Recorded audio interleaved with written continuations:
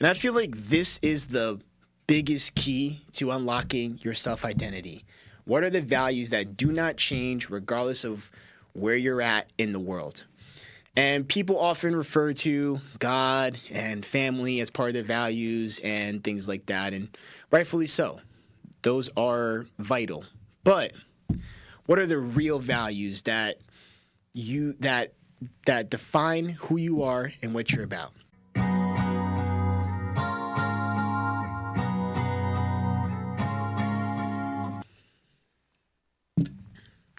What it do? It's your boy Andre Sproul, and you are tuning in to Middle of the Fence podcast. Thank you so much for taking time out of your day, whether you're listening, watching, or both. As I like to say, time is the most valuable thing on this earth because we can spend it but can't make it back. So as always, thank you for your time. Have you ever felt like you're different people depending on where you are? One version of you at work, another version with family, another version with new friends, another version with old friends. And sometimes you wonder, which one is actually me? That's the identity tug of war, and that's going to be the primary focus for today's episode.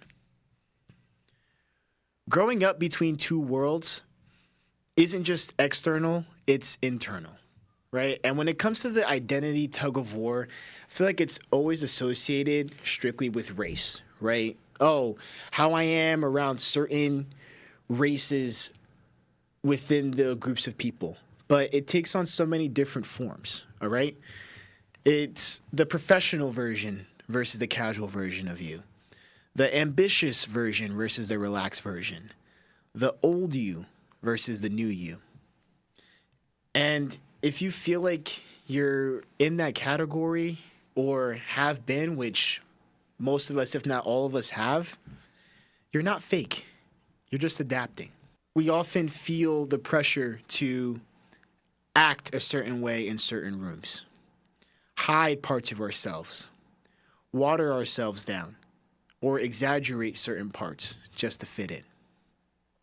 And over time, you start asking, who am I really? And I realized I wasn't fake. I was fragmented. So when I started my corporate career, it was 2018, fresh out of college and everything.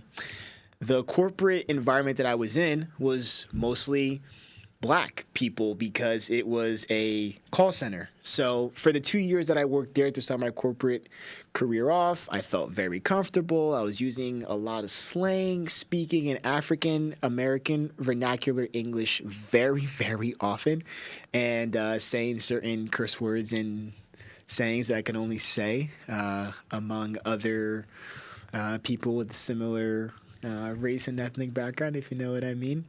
But then that fully flipped on its head when as I've spent the last 5 years of my corporate career in more of those traditional corporate spaces, right? So you always see those memes where it's like, so where are we at with the budget? And internally you want to say, man, we're at 50 racks with it. But in actuality, you have to say, we're actually right at 50,000 and our goal is whatever the number is, right?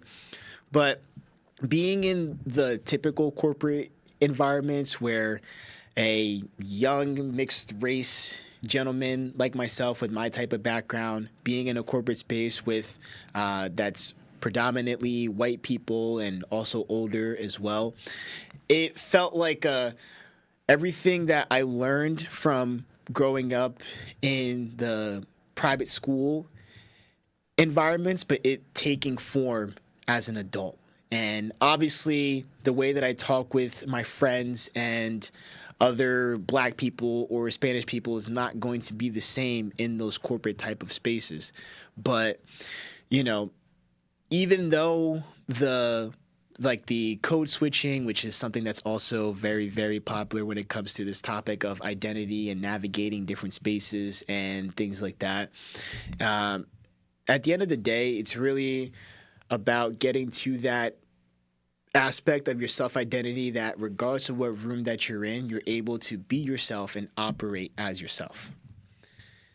And if you feel like you're someone that shows up differently, just depending on the space or environment or people that you're around, here are 3 steps that you can take to improve upon that, to really hone in on that self-identity, regardless of what room that you're in and regardless of what you've had to navigate in this world through your lifetime.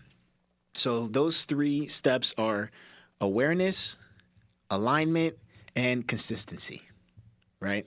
For all my basketball fans, mellow. Let's get back on track. So awareness, right? Notice the versions of you and how you operate in these different rooms or spaces or people. If you have the ability to do so and just take mental note and course correct from there, bravo, because that's not easy to do.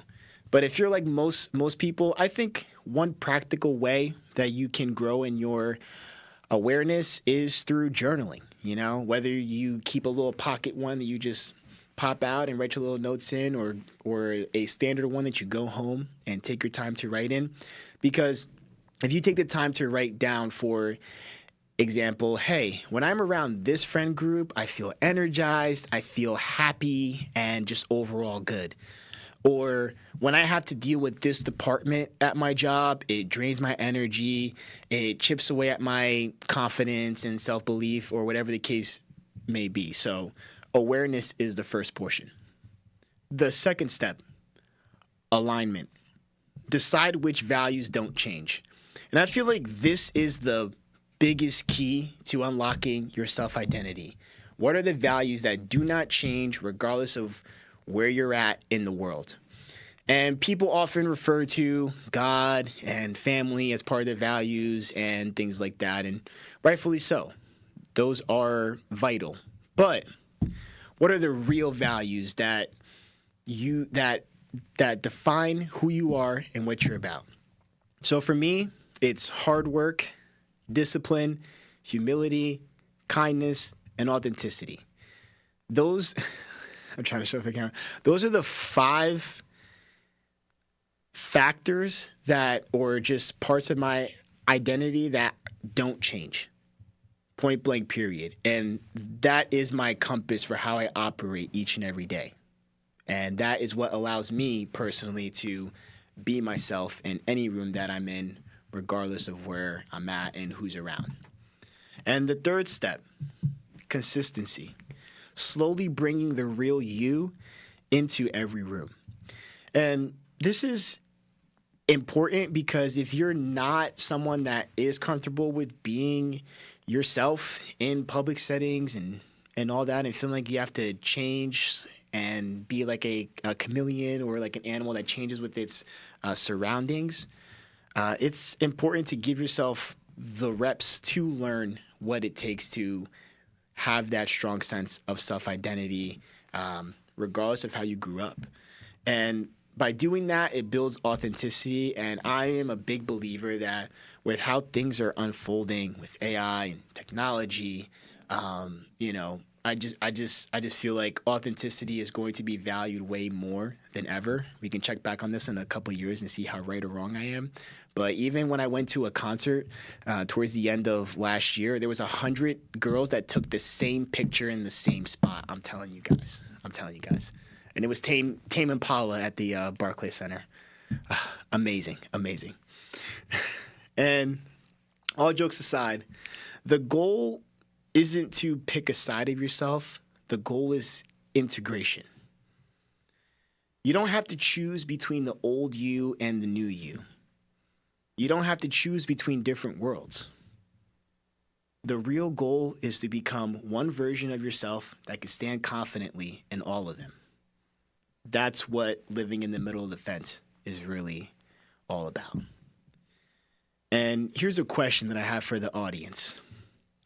If all the different versions of you sat in the same table, which one would be in charge? So the version of you that's around family, friends, work, personal, whatever it may be, if all the different versions of you sat at the same table, which one would be in charge?